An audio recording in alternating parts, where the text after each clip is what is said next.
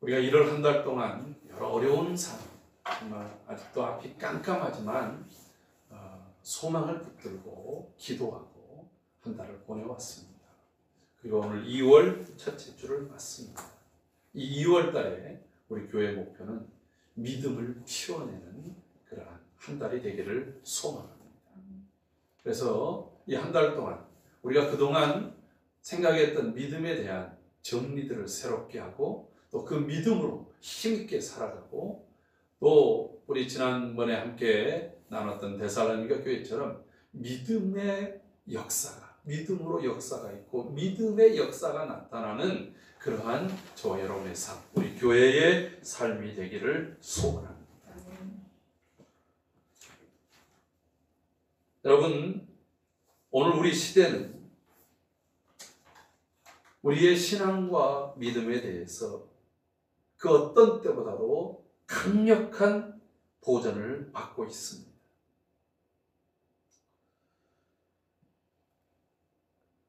여러분, 이 믿음이 과연 정말인가? 우리가 이 믿음을 가지고 끝까지 살아갈 수 있을 것인가? 네 믿음이 진짜냐? 가짜냐? 네 믿음이 능력이 있느냐 없느냐? 이러한 도전들을 우리는 실제로 받고 있습니다. 그래서 그랬을까요?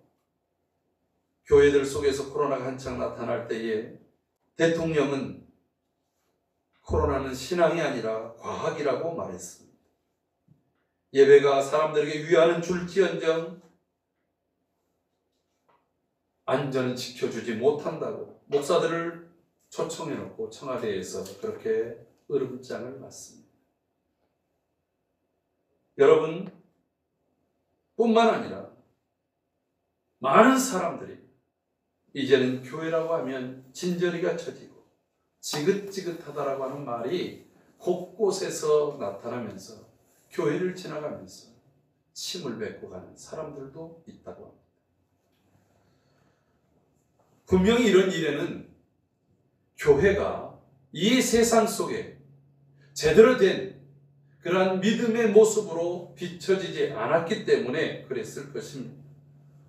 믿음을 빙자해서 방역 지침을 무시하고 또한 우리는 안전하다고 일탈적인 행동을 통해서 밀집, 밀접, 밀폐 이렇게 되어진 그러한 곳들 속에서 많은 사람들이 모여서 이런 방역 지침을 무시하다가 코로나에 감염돼서 많은 사람들에게 피해를 줌으로 인해서 이런 일들이 벌어지고 있는 것도 사실입니다. 그러나 그럼에도 불구하고 분명한 것은 과연 오늘 한국 교회 성도들이 믿고 있는 그 믿음이 진짜 믿음인가? 네 믿음을 과연 무엇이라고 말할 수 있는가? 이러한 도전을 받고 있다라고 하는 것입니다. 여러분, 그러나 이런 도전은 어제 오늘의 일만은 아닙니다. 오래전부터 세상은 계속해서 우리에게 도전하고 있는 것이 바로 이 믿음에 대한 것입니다. 우리 시편 42편 3절을 한번 같이 찾아보겠습니다. 시편 42편 3절. 여러분, 이 세상이 우리에게 도전하는 것이 무엇입니까? 너희가 믿는 하나님이 살아있느냐? 내 믿음이 무엇이냐? 이렇게 지금 묻고 있는 것입니다. 우리 찾으셨으면 다 같이 읽어봅니다. 시작. 사람들이 종일 내게 하는 말이 내 하나님이 어디 있느냐 하오니 내 눈물이 주야로 내 음식이 되었도다. 여러분, 우리가 잘 아는 이 시편 42편의 기자는 하나님이여 내가 하나님을 찾기에 갈망합니다. 내가 하나님을 종일 찾습니다. 살아계신 하나님, 나는 그 하나님을 믿습니다. 그런데 나의 대적들이 말하기를 내 하나님이 어디 있느냐? 여러분, 욥이 고난을 당할 때에 내가 믿는 하나님은 어디 있느냐? 너희의 순전함을 그 하나님 앞에서 한번 보여봐라 라고 얘기합니다.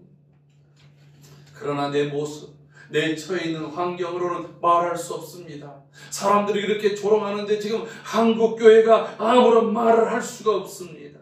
여러분, 요나서를 우리가 함께 공부한 적이 있습니다. 요나서 1장 6절에 보면 선장이 그 풍랑이는 바다에서 헤매다가 밑창에 내려가서 잠을 자고 있는 요나를 보면서 이렇게 호통칩니다. 선장이 그에게 이르되 자는 자여 어찌함이냐, 일어나서 내 하나님께 구하라. 혹시 하나님이 우리를 생각하사 망하게 하지 아니하실까 하시리라. 여러분, 요나를 향해서 이렇게 얘기합니다. 자는 자여, 너는 너의 하나님께 한번 구해라.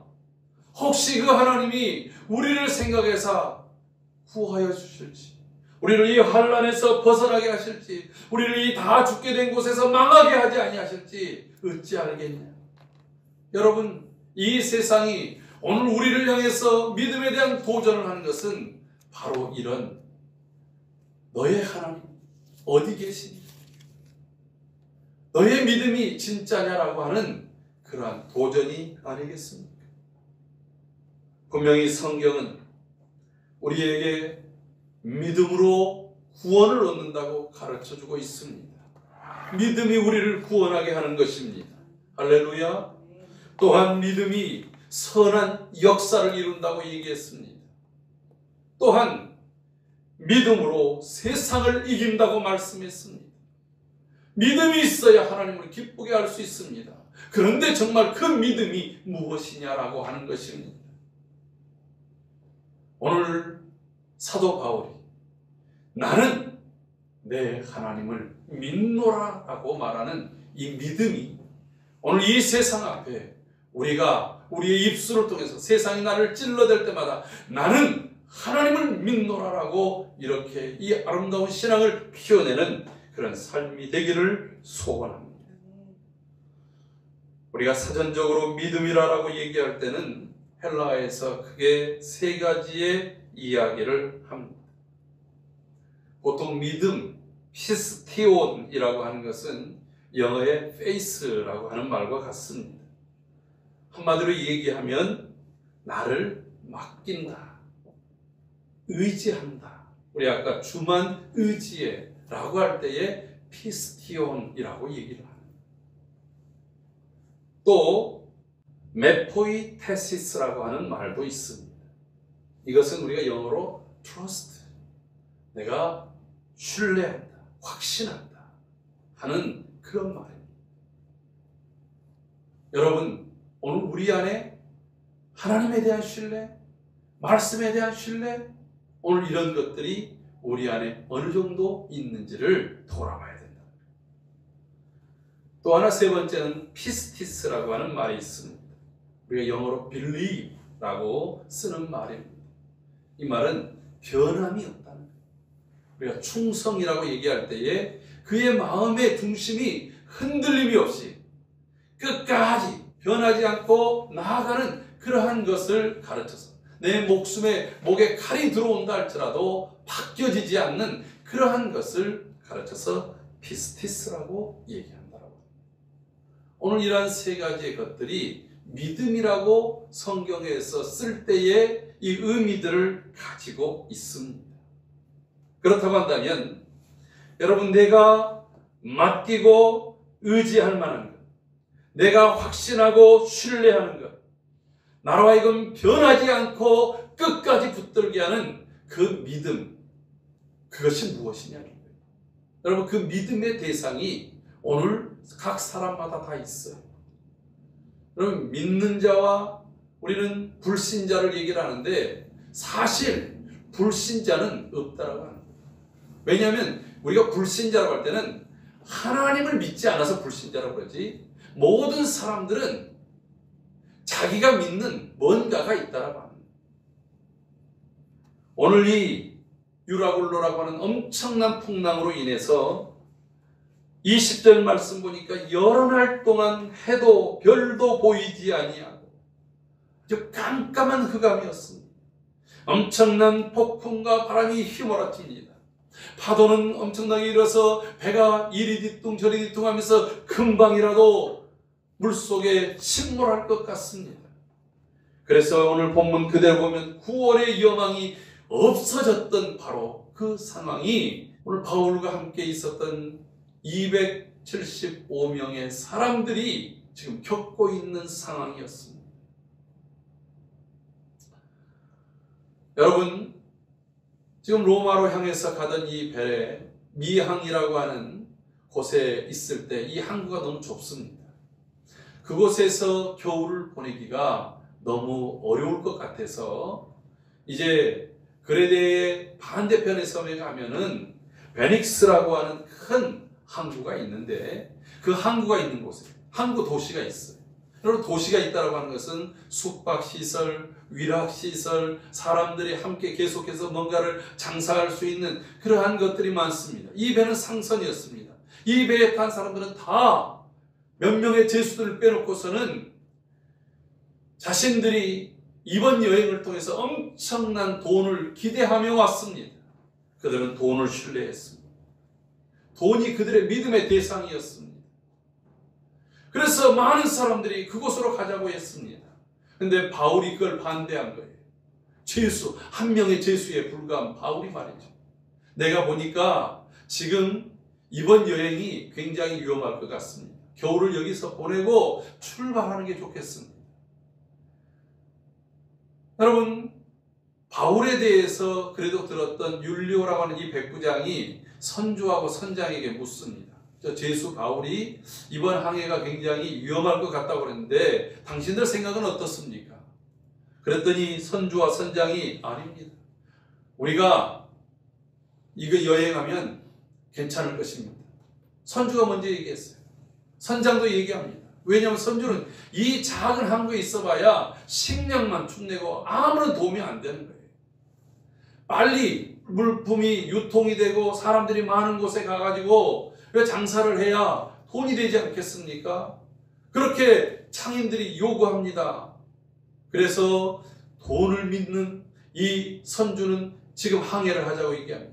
선장은 내가 이 항해를 도대체 얼마나 많이 했는지 모릅니다. 내가 이 바다에서 잔뼈가 굵은 사람입니다. 그는 자기의 경험을 믿었습니다. 자기가 확신하는 것, 내가 보고 내가 느끼고 내가 만져보고 내가 경험한 것, 나는 그것을 믿습니다. 그 이야기를 듣고 율리오는 항해를 강행합니다. 왜냐하면 그에게 힘이 있었습니다. 그 항해에 대한 결정이 선주나 선장보다도 권력을 가지고 있는 백부장 율리오에게 있었기 때문에 그렇습니다.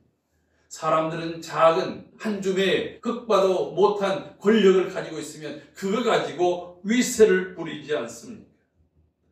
오늘 그러한 믿음이 여지없이 무너지는 것이 바로 바다 위입니다. 여러분, 우리의 인생이 우리의 계획대로 됩니까? 내 가정이 내 계획대로 되어집니까? 내 자녀의 앞길과 양육이 내가 원하고 의도한 대로 되어집니까? 우리의 일터와 사업이 내가 계산하고 꿈꾸는 대로만 되어집니까? 그러지 않는 것이 우리의 삶이라고 합니다. 어떤 곳에 암초가 있을지, 어떤 때 풍랑이 일어날지, 어떤 때 수많은 난제들이 일어날지, 어떤 때는 바람도 없고 물살도 잠잠해버리는 그때가 있어요. 여러분, 저 버뮤다 삼각지라고 불려지는 곳에 가면 거기에는 갑자기 바람도 없어요. 물살도 없습니다. 배가 멈춰버리는 거예요. 지금이야 원동력이 있어서 배를 움직일 수 있지만 옛날처럼 바람을 이용하고 바람을 이용했던 그러한 때, 이 파도를 이용해야 될 때, 돛을 가지고 다녀야 됐던 그때는 그런 곳을 만나면 그냥 움직이지도 못하고 가지도 또 빠지지도 못해서 그만 그 자리에서 다 말라 죽어버리는 일들이 생겨나는 거예요. 이런 변화무쌍한 것이 우리 인생이라고 하는 것입니다. 오늘 그때 내가 믿는 것이 무엇입니까? 오늘 바울은 이 자리에서 이렇게 말합니다. 나는 내 하나님을 믿노라. 오늘 이 고백이 우리의 고백이 되기를 소원합니다. 바울이 그때 사람들 앞에 서서 큰 소리로 외칩니다. 여러분, 여전히 풍랑이 일어납니다. 밀려오는 파도 소리가 거칩니다. 여러분, 그 소리가 사람들에게 잘 들려지지 않을 것입니다. 그가 열흘 동안이나 함께 굶었습니다. 그럼에도 불구하고 있는 힘껏 소리를 냈습니다. 어떻게 소리를 냈겠습니까? 그 사람들이 두려워서 지금 난간을 붙들고 뭔가 붙잡을 수 있는 것을 잡고서, 그리고 자신을 지탱해 보려고 노력하지만 풍랑이는 바다에서는 이리 굴러다니고 저리 굴러다니고 두려움에 빠져있는 그들을 향해서 사도 바울이 외친 것입니다. 여러분이요, 내 말을 듣고 글에 대해서 떠나지 아니하여 이 타격과 손상을 면했더라면 좋을 뻔하였는데, 그러나 내가 너희에게 권하노니 이제는 안심하라. 너희 중에 아무도 생명에는 아무런 손상이 없겠고 오직 배뿐이다. 갑자기 바울이 일어나서 그렇게 얘기하는 거예요. 처음에는 사람들이 뭔 소리인가, 그런데 안심하라고 얘기할 때 저건 또 무슨 뚱딴지 같은 소리입니까? 그가 계속해서 말합니다. 내가 속한 바 곧 내가 섬기는 하나님의 사자가 어젯밤에 내 곁에 서서 말하되, 바울아 두려워하지 말라. 내가 가이사 앞에 서야 하겠고 또 하나님께서 너와 함께 항해하는 자를 다 내게 주셨다 하여. 여러분, 이렇게 말씀합니다. 그래서 여러분 안심하십시오. 하나님의 사자가 내게 이렇게 말씀했습니다. 여러분, 이 배가 출항할 때에 백부장이 11절에 보면 선장과 선주의 말을 바울의 말보다 더 믿더라. 그리고 또 13절에 보면 남풍이 순하게 불며 그들의 뜻을 이룬 줄 알고 닷을 감아 그레데 해변을 끼고 항해했다라고. 여러분, 이들이 배를 출항할 때 마침 아주 잔잔한 바람이 불어오는 거예요. 항해하기가 너무 좋은 거예요. 그때 바울을 보면서 얼마나 조롱했겠습니까? 뭘 안다고 그래? 네가 믿는 하나님? 너 하나님 때문에 그렇게 잡혀가면서 뭐 죄수가 말이 많아. 여러분, 온갖 그런 비난, 조롱, 악다군이 섞인 이야기들을 하지 않았겠습니까? 그런데 이 풍랑 속에서 사람들의 귀가 열리기 시작합니다. 여전히 풍랑은 일고 있습니다. 여전히 지금 열흘 동안 낮과 밤인지 알 수 없는 상황이 이어지고 있습니다. 바울이 여러분 안심하시오. 두려워하지 마시오. 여러분들의 생명에는 안전할 것입니다.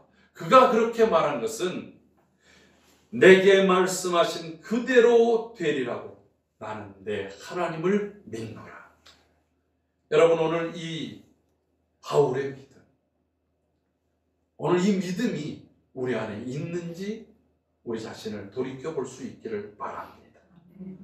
히브리서 11장 6절에 보면 믿음이 없이는 기쁘시게 못하나니 하나님께 나아가는 자는 반드시 그가 계신 것과 또한 그가 자기를 찾는 자들에게 상 주시는 이심을 믿어야 할지니라 라고 말씀하고 있습니다.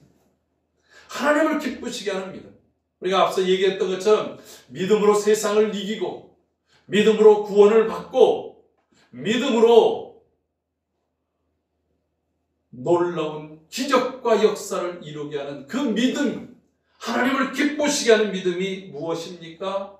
오늘 히브리서 11장 사도 바울이 내가 하나님을 믿노라라고 말할 때에는 이 두 가지가 함께 여기에 담겨 있다라고 하는 것입니다. 무엇입니까?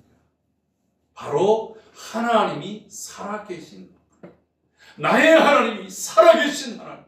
할렐루야.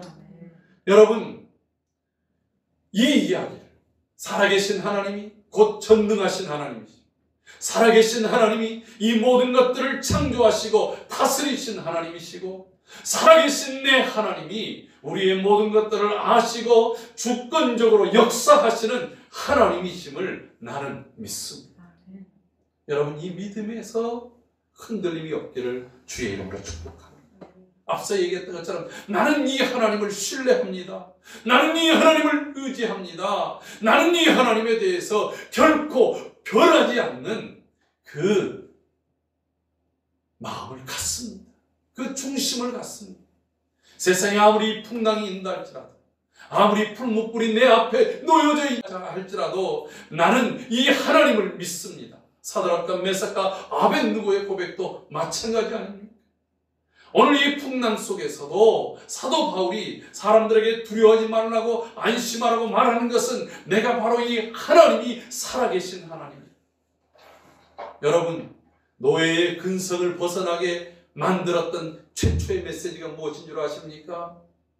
하나님이 세상을 창조하시니라. 태초에 하나님이 천지를 창조하시니라. 창세기 1장 1절의 말씀이 광야의 이스라엘 백성들에게 선포될 때에 그들은 충격을 맞았습니다. 어쩌다가 보니 그들이 애굽에서 탈출할 수 있었어요. 어쩌다가 보니 홍해를 건너고 올 수 있었습니다. 지금 그 광야, 신의 광야 앞에서 모세가 이스라엘 백성들에게 선포하는 첫 번째 메시지가 무엇이냐면, 오늘 우리가 어쩌다가 여기 온 것이 아니라 태초에 천지를 창조하신 그 하나님이 우리의 하나님이시라는 거예요. 할렐루야. 내가 알지 못하게 정말 고통스러운 노예의 삶을 살았다 할지라도, 내가 알지 못하는 정말 억울한 일을 당했었다 할지라도, 내가 지금 아직까지는 바뀌지 않는 그 삶의 환경에 놓여 있다 할지라도, 나의 하나님, 내가 믿는 하나님, 나를 부르신 하나님은 살아계신 하나님이지. 오늘 내가 이 하나님을 신뢰합니다. 내가 이 하나님을 의지합니다. 이 하나님을 향한 이 마음은 결코 바뀌지 않습니다. 이것이 믿음이라고 하는 거예요. 우리가 찬양, 그런 거 찬양 있잖아요. 이 세상이 흔들립니다.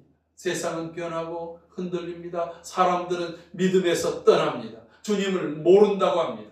왜 그렇습니까? 그들이 다 주님을 믿는다고, 주님을 찬양하고 예배하고 섬겼던 사람들. 그런데 인생의 풍랑이 오고 고통이 오고 어려움이 오니까 내가 하나님을 신뢰하던 걸 버렸어요. 하나님을 의지하던 것을 버렸어요. 왜 하나님 이런 어려움을 주십니까? 왜 하나님 아직도 우리를 건져내지 않습니까? 하고 자신이 믿고 신뢰하고 의지하던 것을 버렸다라고 합니다. 오늘 바울은 나는 하나님을 믿습니다 라고 합니다. 바로 이 모든 것들을 창조하시고 다스리신 그 하나님, 곧 내 하나님이시다. 사람들이 바울의 이야기에 집중하기 시작합니다. 뿐만 아니라 내가 하나님을 믿노라라고 말할 때는 앞서 얘기했던 것, 내게 말씀하신 그대로. 한번 따라합시다. 내게 말씀하신 그대로. 내게 말씀하신 그대로. 여러분, 하나님의 말씀을 나는 믿습니다. 지금 우리 눈앞에는 여전히 지금 풍랑이 마치 그냥 사자처럼 우리에게 으르렁거리며 다가오고 있지만, 하나님이 말씀하신 대로 이 배는 타격이 있다 할지라도 이 배에 타 있는 사람은 나 때문에, 나 말고 275명의 생명이 단 한 사람도 생명에는 지장이 없을 것입니다.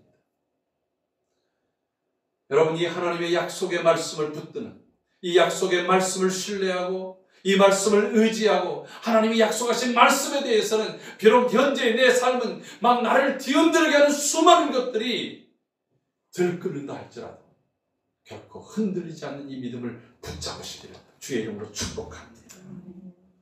창세기 15장 6절에 보면, 15장이 어떤 내용이냐면 하나님께서 아브라함을 부르십니다.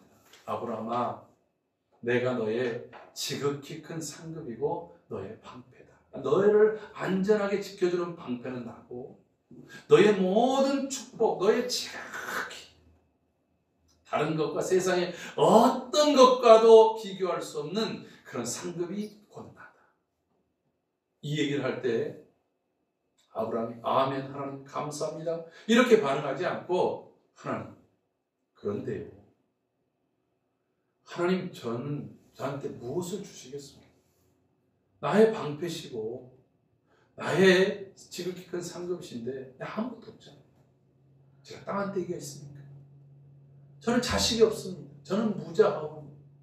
여기 담의 세계에서 내부터 내 종이 되어진 이 엘리에셀, 그가 내 상속자가 되겠습니다.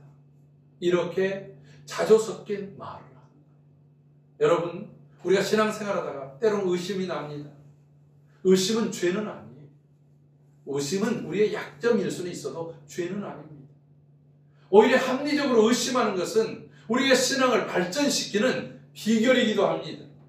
근데 의심할 때 의심하다가 나는 못 믿어 하는 도마처럼 돼서는 안 돼요. 의심이 나거든 하나님께 아브라함처럼 물으세요. 하나님, 저 자식이 없는데 저에게 하늘의 별처럼 땅의 해변의 모래처럼 주시겠다고요? 저는 자식이 없는데 하나님이 주신 상급이 첫 번째가 큰 민족을 이룬다고 하지 않았습니까? 하나님, 내게 복의 근원이 되는 땅을 주신다고 했는데 아직 땅 한 평도 없지 않습니까? 그렇게 얘기를 하는 거예요.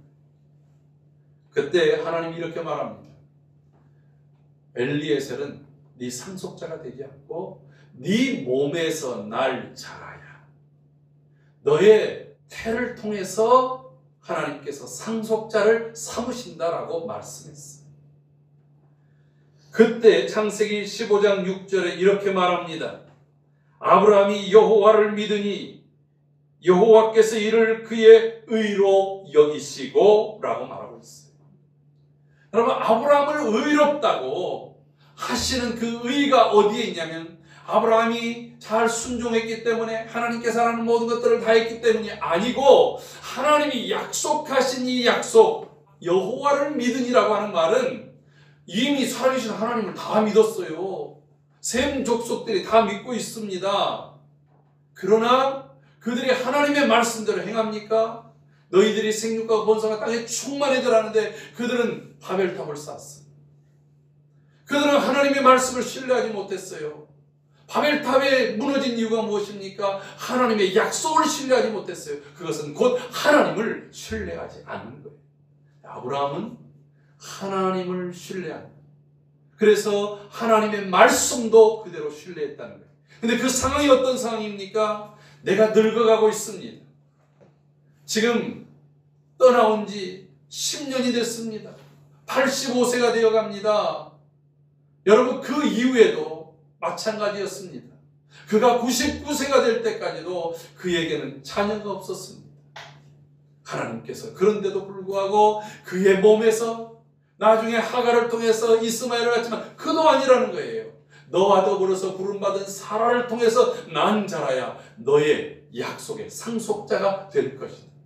여러분, 아브라함과 사라가 자기의 몸이 늙어 죽은 것 같고 사라는 이미 경수가 끊어져서 이미 생명력을 내야 될 여인으로서는 기능이 다 끊어짐을 알면도 불구하고 그 믿음이 약하여지지 아니하였다라고 말하고 있습니다. 왜 약해지지 않았어요? 살아계신 하나님은 약속하신 것을 반드시 시행하리라. 오늘 아침에 묵상으로 보내드린 에스겔서 36장 36절의 말씀이 무슨 말씀이에요? 내가 말하였으니 그대로 행하리라. 하나님이 말씀하신 것은 세상이 두 쪽 난다 할지라도 그대로 이루심을 나는 믿습니다. 여러분, 이 믿음의 확신 가운데 있는 사람은 내 눈앞에 풍랑이 일고 내 눈앞에 불못불이 있다 할지라도 두려워하지 않는 거예요. 놀라지 않는 거예요. 오늘 그 믿음으로 우리가 서 있기를 주의 이름으로 축복합니다. 위기의 바닷속에 우리는 포효하고 있습니다. 우리의 눈앞에는 소망이 보이지 않습니다. 죽음의 그림자가 넘실거리고 있습니다. 사도 바울이 고백했던 것처럼 구원의 여망마저 사라진 것은 사실입니다. 그러나 하나님의 말씀을 듣고 바울은 소망을 가졌습니다. 이것이 믿음인 것입니다. 저는 오늘 바울이 고백했던 것처럼 나는 말씀하신 그대로 되리라고 하신 하나님을 나는 믿습니다. 이 고백으로 이 한 주간도 살아갑시다. 하나님 우리와 함께 하십니다. 우리를 붙드십니다. 이 길을 극복하고 하나님의 영광으로 안전한 항구로 이끌어 가실 줄로 믿습니다. 사랑하는 성도 여러분, 그래서 오늘 우리가 이렇게 고백하며 노래합시다. 우리 아가서 4장 16절을 오늘 결론의 고백으로 함께 고백합시다. 다 같이 믿음으로 고백합니다. 북풍아 일어나라, 남풍아 오라. 나의 동산에 불어서 향기를 날리라. 나의 사랑하는 자가 그 동산에 들어가서 그 아름다운 열매 먹기를 원하노라. 아멘. 우리의 인생에는 북풍도, 강력한 우리의 모든 것들을 움츠려간 북풍도 불어올 것입니다. 우리를 흐물흐물 정신을 산란하게 하는 그러한 남풍도 불어올 것입니다. 그러나 사랑하는 성도 여러분, 어떠한 바람이 우리에게 밀려온다 할지라도 믿음으로 오직 살아계신 하나님, 그리고 자기를 찾는 자들에게 상 주시겠다고 약속하신 하나님을 믿는 그 믿음, 그 신뢰함, 그리고 변하지 않는 그 마음이 우리 안에 넘쳐나서 북풍이 일어난다 할지라도 남풍이 일어난다 할지라도 오히려 그 바람으로 믿음의 향기를 드러내고 믿음을 피워내서 소망과 은혜와 생명에 놀라운 그러한 꽃을 피우고 열매를 거두어드려서 하나님께 영광을 높여드리는 저와 여러분의 신앙이 되기를 주의 이름으로 축복합니다.